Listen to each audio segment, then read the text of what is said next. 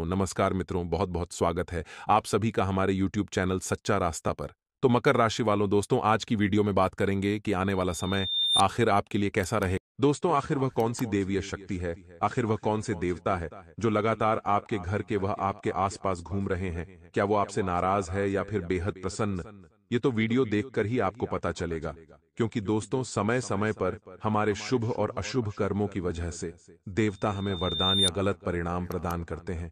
किसी के साथ दिव्य शक्तियों का साथ अगर किसी इंसान को मिल जाए तो वह रंक से राजा बन जाता है, लेकिन वहीं पर अगर दिव्य शक्तियां किसी इंसान से नाराज हो जाएं तो उसे रंक बनने में भी देर नहीं लगती।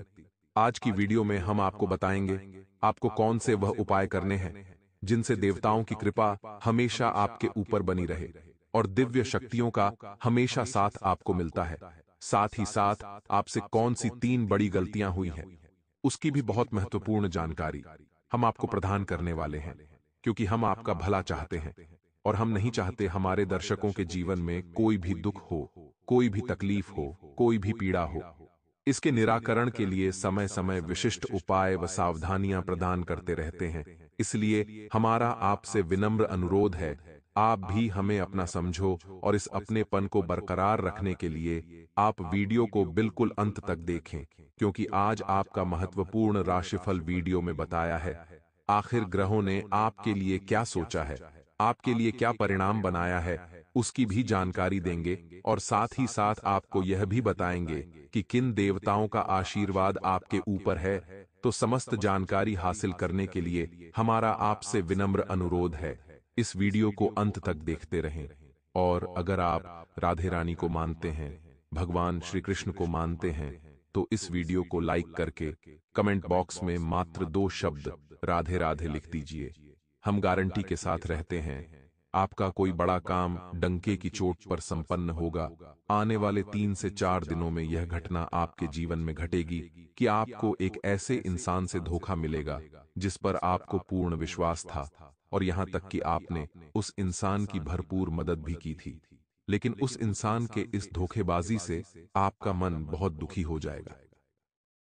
जी हां दोस्तों, इसी के साथ साथ हम आपसे कहना चाहेंगे कि आपको अपनी वाणी पर भी संयम रखने की पूरी कोशिश करनी चाहिए, क्योंकि यदि आपने जरूरत से ज्यादा कुछ बोला तो लोग उसको गलत मतलब निकालकर आपके ऊपर आरोप लगा देंगे और आपकी प्रतिष्ठा और मान सम्मान में भी कमी आ सकती है। इसी के साथ साथ दोस्तों, आप व्यर्थ के विवाद और झगड़े में भी पड़ सकते हैं, जिसकी वजह से आपका मन बेचैन हो जाएगा। तो इससे बेहतर यही होगा दोस्तों कि आप लोगों से कम बात करें और अपने काम पर पूरा ध्यान दें। खास तौर से अपने कार्यस्थल पर और अपने व्यापारिक स्थल पर तो आपको यही स्थिति बनाकर रखनी होगी। अब यदि आपका संपत्ति को लेकर किसी के साथ कोई विवाद चल रहा था, कोई मामला ऐसा था जो अब तक अटका पड़ा था, तो उस मामले में गति आ जाएगी और यदि कोई विवाद है तो वह विवाद समाप्त हो जाएगा और उसमें आपको विजय प्राप्त होगी। अब इस सबसे महत्वपूर्ण बात दोस्तों, हम आपको बता दें कि आने वाले 3 से 5 दिनों में आपको किसी भी प्रकार के नए व्यापार की शुरुआत नहीं करनी है। जी हां दोस्तों, यदि आप मन बना रहे हैं तो अभी कुछ समय के लिए रुक जाएं। जब परिस्थितियां आपके अनुकूल हो जाएं, तब आप नए व्यापार की आधारशिला रखें। इसी के साथ साथ यदि आप अपने व्यापारिक स्थल पर कोई बड़ा बदलाव करने के बारे में सोच रहे थे, तो अभी उसके लिए आप रुक जाएं। समय अनुकूल नहीं है। अभी आपको अपने जीवन की अव्यवस्थाओं को सही करने में ही अपनी ऊर्जा और अपना समय लगाना होगा। आपके जीवन में अभी उथल-पुथल का माहौल चल रहा है। अभी वातावरण कुछ इस प्रकार का है कि परिस्थितियां कभी-कभी आपके नियंत्रण से बाहर हो जाती हैं। तो बेहतर यही होगा कि अभी आप अपने जीवन की अव्यवस्थाओं को संतुलित करिए और परिस्थितियों को अपने अनुकूल बनाने की कोशिश करिए। सबसे बड़ी बात यह है दोस्तों कि आपको अधिक से अधिक ऊर्जावान रहना है, सकारात्मक रहना है और पूरी शक्ति के साथ हर एक मामले को जो आपके जीवन में चल रहा है, चाहे वह आपके रिश्तों को लेकर हो, आपके व्यापार को रुपये पैसे या प्रॉपर्टी, या फिर आपके घर संबंधी किसी भी प्रकार के विवाद को लेकर हो, हर मामले को आपको बहुत ही गंभीरता के साथ लेना है। बिल्कुल भी लापरवाही नहीं करनी है। यदि आपने जरा भी लापरवाही दिखाई और अपना संतुलन खोया तो आप बहुत भारी चूक कर जाएंगे। बहुत बड़ी गलती कर जाएंगे और नुकसान अंत में आपका ही होगा। जी हाँ मित्रों, आपके ऊपर लांछन लगेंगे, लोग आपके ऊपर आरोप लगा देंगे और आपकी कोई गलती न होते हुए भी आपको दोषी बना दिया जाएगा। अक्सर दोस्तों, ये देखा गया है कि लोग अपना उल्लू सीधा करने के लिए, अपना फायदा करने के लिए किसी भी हद तक गिर सकते हैं। आपकी गलती नहीं होते हुए भी आप पर आरोप लगा सकते हैं और खुद को किसी भी सूरत में बचाने के लिए आपका नाम खराब करने में भी देर नहीं लगाएंगे। ऐसे लोगों से जरा बचकर रही है, ऐसे गद्दारों से जरा बचकर रहे, क्योंकि ऐसे लोग स्वार्थी होते हैं, मतलबी होते हैं, अपने मतलब के लिए कुछ भी कर सकते हैं, आपको बर्बाद भी कर सकते हैं, आपके सुखी संसार में आग से लगा सकते हैं, आपके घर को उजाड़ भी सकते हैं। इसीलिए कभी कभी बहुत ज्यादा मासूमियत दिखाना या अत्यधिक किसी पर विश्वास करना सही नहीं होता। और कलयुग किस दौर में आप इस बात का खास ख्याल रखें, इससे ज्यादा भोलापन आपके लिए मुसीबतें पैदा करने वाला है। एक और बात हम आपको बता दें कि अगले 3 से 5 दिनों में आपकी धार्मिक कार्यों के प्रति रुझान बढ़ेगा। धर्म में और ईश्वर में आपकी आस्था गहरी होगी। हो सकता है कि आपको किसी धार्मिक स्थल पर जाने का एक मौका भी मिले, चाहे वह नजदीकी हो या दूर का हो। तो आपको यदि ऐसा मौका प्राप्त होता है तो आपको निश्चित तौर पर जाना चाहिए और ईश्वर से जुड़ने का प्रयास करना चाहिए। दोस्तों, हम आपको पहले ही बता चुके हैं कि आपके जीवन में सद्गति की और आपकी उन्नति की शुरुआत ही तब होगी जब आप ईश्वर से जुड़ेंगे, धार्मिक होंगे।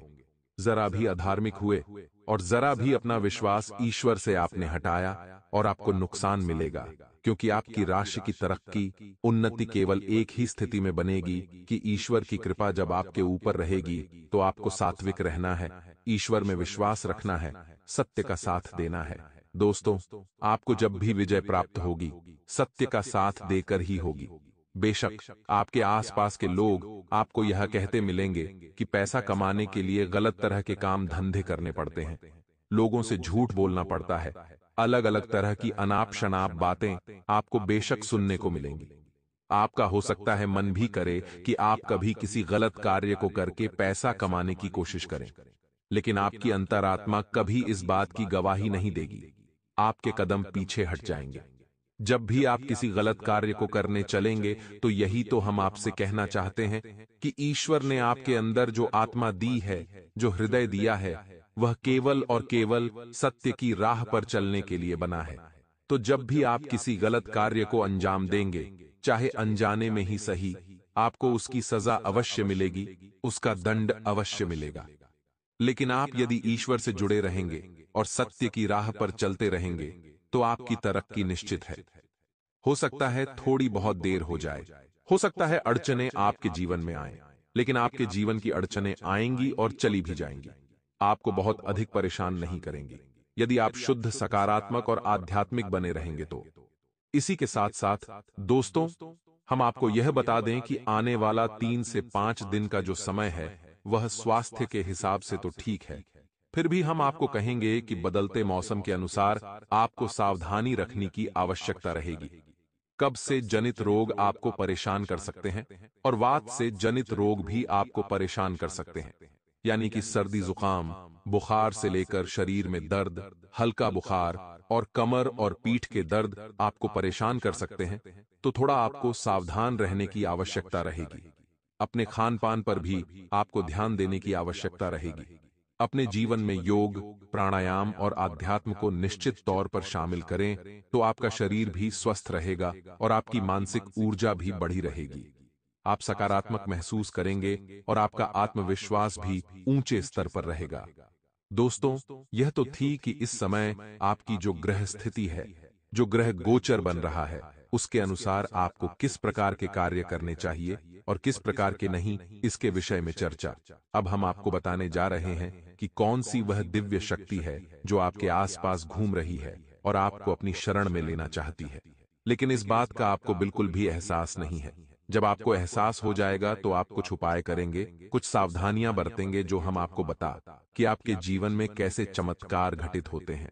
जी हां दोस्तों, बुरी से बुरी परिस्थिति भी सकारात्मक हो जाएगी जब आपको इस दिव्य शक्ति की कृपा और आशीर्वाद प्राप्त हो जाएगा।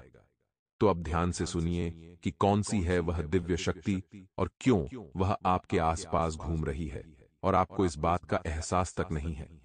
तो दोस्तों, वर्ष का जो यह समय चल रहा है, इस समय आपकी राशि में कुछ ऐसी दशा बनती है जिसे लाल किताब में दिव्य दशा कहा जाता है, जो आपकी राशि के लिए ही विशेष तौर से उत्पन्न होती है और अगले 7 से 8 दिनों तक यह दशा आपके जीवन में रहने वाली है।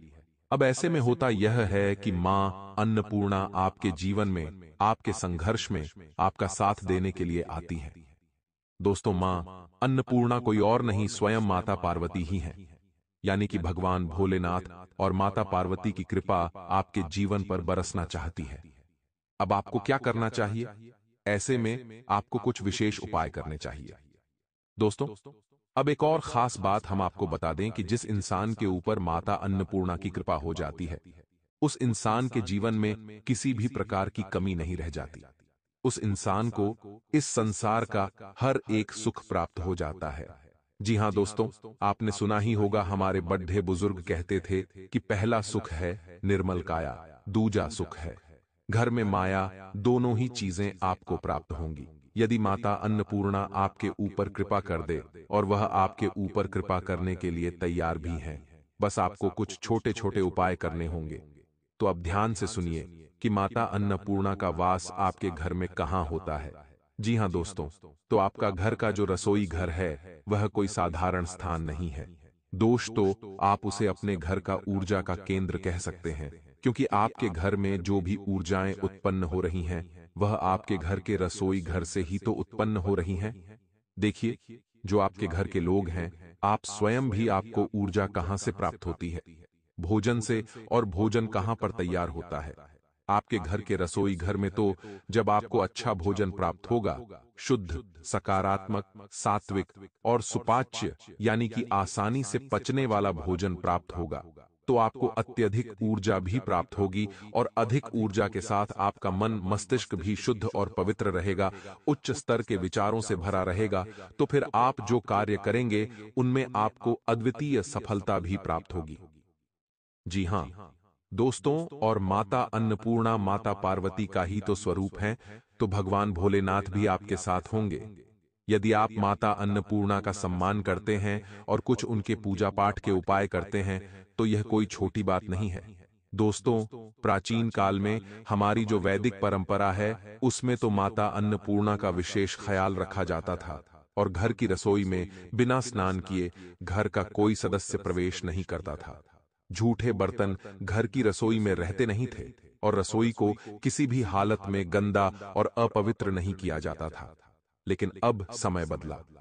लोगों ने रसोई घर को महत्व देना बंद कर दिया, जिसका नतीजा यह हुआ कि लोग जो खा रहे हैं वैसा ही बनते जा रहे हैं। यानी कि एक भाग दौड़ डीएच भरा, बिल्कुल ही अव्यवस्थित भोजन खा रहे हैं, और वैसा ही उनका जीवन हो गया, भाग दौड़ डीएच भरा, अव्यवस्थित, बेचैनी से भरा हुआ। हम देखते हैं कि लोग बेशक करोड़पति हैं, रुपये पैसे की कोई कमी नहीं है, घर में धन माया भरी पद्धी है, फिर भी रातों को नींद नहीं आ रही है। नींद की दवाइयां ले लेकर लोग सो रहे हैं। कारण क्या है? क्योंकि बेचैनी भरा भोजन खा रहे हैं, तो जैसा आहार वैसा ही तो विहार होगा। दोस्तों, जैसा आहार खाएंगे वैसे ही तो उनकी जीवन की परिस्थितियां बन जाएंगी, जीवन बेचैनी से भर जाएगा। तो यही तो हम कहना चाहते हैं दोस्तों, कि आपको क्या करना है। आपको अपने जीवन की जो समस्याएं हैं, जो मूलभूत परेशानियां हैं, उनकी जड़ी डीएच पर काम करना है। और जड्डी डीएच कहां है? माता अन्नपूर्णा जो आपके रसोई घर में बैठी हैं, बस वहीं से आपके जीवन के बदलाव की जड्डी डीएच है, और वहीं आपको कार्य करना है। तो दोस्तों, ध्यान से सुनिए, हम आपको बताने जा रहे हैं कुछ छोटे छोटे से उपाय, जो आपको अपने घर की रसोई घर में करने चाहिए और हमेशा करते रहना चाहिए। दोस्तों, उपाय करने में कुछ नहीं जाता, जो हमारे घर में मौजूद है उन्हीं चीजों से उपाय किए जाते हैं, यानी कि बिल्कुल फ्री में उपाय हो जाते हैं। एक भी रुपया नहीं लगता, बस आपका सात्विक मन, शुद्ध मन और आपकी थोड़ी सी मेहनत, लेकिन बदलाव चमत्कारी होते हैं। दोस्तों, विश्वास करके देखिए, हम आपको जो उपाय बताने जा रहे हैं, बस आप इन उपायों को एक बार करके देखना। आप देखेंगे कि अचानक ही दूसरे ही दिन से आपके घर के लोगों की मानसिकता बदलने लगेगी। आपकी स्वयं की मानसिकता बदलने लगेगी और आपकी उन्नति की शुरुआत हो जाएगी। अगर आप कुबेर के समान धन से युक्त होना चाहते हैं और खूब मान सम्मान पाना चाहते हैं, तो आज आपको मां अन्नपूर्णा के यंत्र की स्थापना करनी चाहिए। आज मां अन्नपूर्णा का यंत्र लेकर उसे एक साफ बर्तन में रखकर, संभव हो तो तांबे के बर्तन में रखकर उसे घी से स्नान कराना चाहिए। फिर उस पर दूध की धारा डालनी चाहिए और फिर जल डालकर साफ कपड़े से पोंछना चाहिए। इसके बाद ऊहरी अन्नपूर्णे पद्मासनाय नमः मंत्र पढ़ते हुए पुष्पों के आसन पर यंत्र को स्थापित करना चाहिए और उसकी विधि पूर्वक पूजा करनी चाहिए। पूजा के बाद उस यंत्र को घर में उचित स्थान पर स्थापित कर लें। अगला उपाय और भी ज्यादा चमत्कारिक है, ध्यान से सुनिएगा। आज आपको एक 5 मुखी रुद्राक्ष, एक साबुत हल्दी, गोमती चक्र, कौड़ी और गूंजाफल के दाने लेकर एक लाल रंग के कपड़े में बांधकर सौभाग्य पोटली बनानी चाहिए और उसे देवी अन्नपूर्णा के चरणों में रखना चाहिए। अब देवी मां की विधि पूर्वक पूजा करनी चाहिए और पूजा के बाद भी उस सौभाग्य पोटली को वहीं पर रखा रहने दें। फिर अगले 21 दिनों तक ऐसे ही रोज स्नान आदि के बाद देवी मां की पूजा करनी चाहिए। आखिरी दिन पूजा के बाद उस सौभाग्य पोटली को उठाकर अपने पति या पत्नी को अपने पास संभाल कर रखने के लिए दे दें। आज ऐसा करने से आपके पति या पत्नी के सुख सौभाग्य को लगी नजर जल्द ही दूर होगी और उनके साथ ही आपके जीवन में भी खुशहाली आएगी।